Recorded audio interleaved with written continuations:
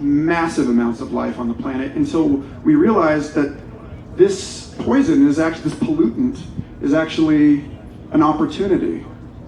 And that this opportunity is to create a new metabolism, the glycolytic metabolism that all of us use, and that we respire, we breathe out carbon dioxide, which become, now we're linked into this braid with the plants and their photosynthesis. So this crisis, this apocalypse 2.2 billion years ago is the basis, it's the foundation for the more diverse, more beautiful, more intelligent, more creative world that we're all living in. The same thing happened again in the middle of the age of dinosaurs. We talk about, right now we're living through the 6th mass extinction.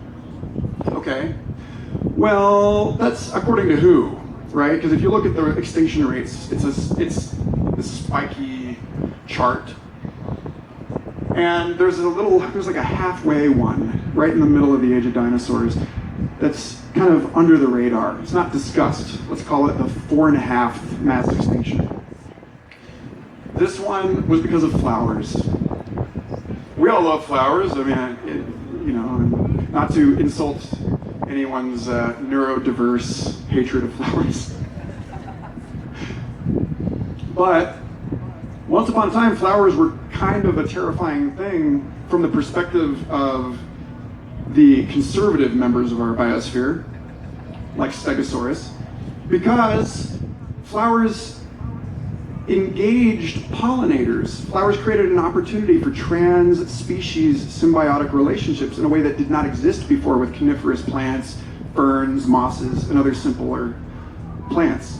That suddenly there was an invitation from the plant to the animal to participate in its sexual escapades. And this created a new marketplace, if you will. Kind of like what's going on right now with cryptocurrencies, actually. Maybe we can get into that in the Q&A. That suddenly there was this unregulated new market where, oh my God, there's fruit and nectar and all of this free sugar again being offered, free energy being offered to anyone who will evolve to serve that flower, that will evolve to or rather to be in some sense manipulated by the flower, right?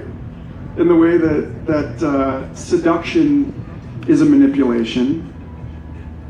The folds of the flower. I'm riffing on the work of Richard Doyle here. His fantastic book, Darwin's Pharmacy: Sex, Plants, and the Evolution of the Noosphere, where he says that the folds of a flower are like the folds of a dress.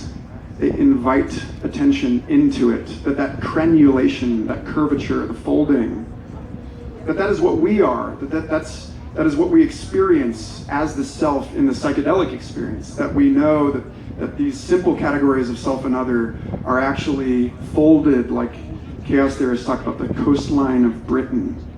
The closer you look at it, the finer those folds become until you realize that there is no coastline. It's an abstraction. And so in that sense, there aren't really species, except in the practical way that we need to talk about species in order to get shit done, right? What we have are folds of the biosphere, and those folds bring things together into new relationship. And those new relationships, like any two things coming together, create a third thing. The way the two voices create a harmony with new ghost notes in it. And so, dinosaurs dying out 65 million years ago, that's kind of an obsolete narrative, right? Because what actually happened was about halfway through, dinosaurs found a new niche. Dinosaurs and insects, beetles. In fact, I think it was, I want to say, I don't want to botch this, it might have been Gideon Mantell. One of the first paleontologists in the 19th century was asked about evolutionary biology and said, if you can learn anything by studying life about the mind of God, what would you say? What would you infer? And the answer was, God must have an inordinate fondness for beetles. There's so damn many of them.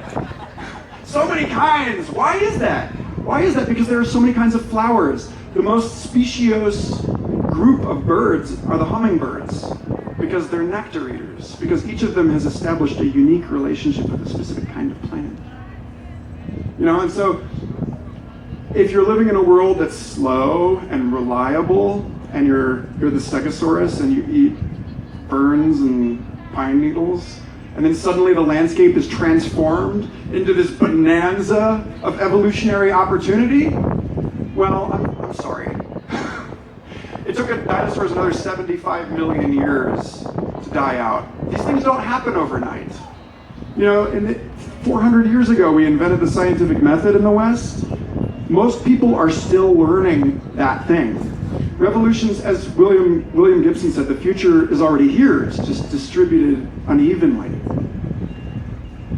So again, back to that fractal, right? Time doesn't arrive all at once. Because each of us are born, we start as a single kernel, that one fertilized cell.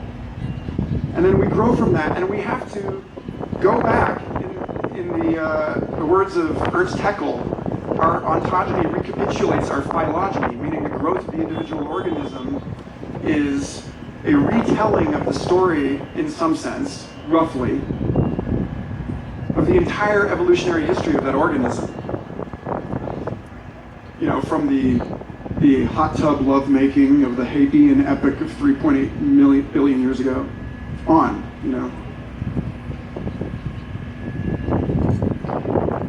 So here we are, we're in this moment where we're living through a creative catastrophe. It looks, on the one hand, like everything is it's like the end of the world, right? And it is, in some sense. It's the end of a world. It is the end of a world in which we are capable of deluding ourselves, on average, that we are in control or capable of being in control. But by relinquishing this, by being forced to relinquish this by the pace of accelerating change, we're moving into a world where we have reconnected, we have retrieved our sense of place, our sense of embeddedness within a cosmic process. That thing that we had abandoned as we attempted to extricate ourselves from Orthodox religion during the Rational Enlightenment. So on the one hand, yes, we're experiencing higher rates of extinction than at any other time in recorded history. There's more, the climate is changing faster than any time. But of course, we're really just rolling out of bed here as a species. We've only been measuring stuff like this for about 100 years. On the other hand, the rate of the innovation of new mineral species, new chemical varieties, new states of matter that we're capable of generating in these ever more intricate experimental setups, that is faster than it has ever been. The innovation of new ideas, of new technologies, devices, human identities, that's faster than it's ever been. So it's important to grieve what we're losing here, but to understand that it's part of a process, that when you become an adult, that child lives on within you, but in an other important way, you have to leave the childlike thing behind, right? This is the differentiation and then integration through inclusion. To step out from Earth, to look upon it from space, and then, first time ever in history, separated physically from the world that cradled us, we recognize our unity in it. That's the paradox that I'm calling all of you to embrace here, that we're moving into an age that is not either or, because it's too complex for either or. It's a world in which all things coexist. All stories coexist, and new stories are constantly emerging into this space, new life forms. I was talking with my camp neighbors this morning about CRISPR, the gene editing technology. And it's funny, you look at this in terms of,